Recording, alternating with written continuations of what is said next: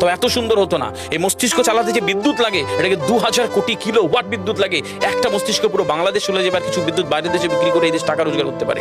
এই আপনি চিন্তা করেন যে শিরোপশিরাগুলো, একটা তারের হেডফোনকে পকেটে দেবেন আর বের করবেন, দেখবেন ছাড়াতে হচ্ছে, জড়িয়ে যান। এই পুরো শরীরের মধ্যে এরকম জড়ানো পেছনে যত শিরা আছে না, এই শিরাগুলোকে বলা হয় খুলে খুলে রাখা হলে 11 একর জমি লাগতো, 11 একর জমি লাগতো। কেন ইমাজিন আমাদের মধ্যে কি রয়েছে, পুরো শরীরে 650টা মাংসপেশি রয়েছে, যা ইনস্ট্রাকশন দেবেন তাই করবে। আজকে একবার ভেবে না কাল একটা বাইক কিনবেন, হন্ডা কিনবেন, আপনি বাইরে বেরোবেন দেখবেন সব বাইকের দিকে নজর যাবে, এই বাইকটা ভালো, এটা সুন্দর, মাইলেজ ভালো, কোনটা ভালো, কি দেখবো। যতক্ষণ না কিনবেন মস্তিষ্ক আপনাকে ছাড়বে না, ও চিন্তা করতে থাকবে। ঠিক সেরকম একটা কমেন্ট যখন দিয়ে দেবেন, এই মস্তিষ্ক আপনাকে ওই কাজে এগিয়ে নিয়ে যাবে। পৃথিবীতে মানুষ না বেসিক নিডসগুলো ফ্রি পেয়ে গেছে।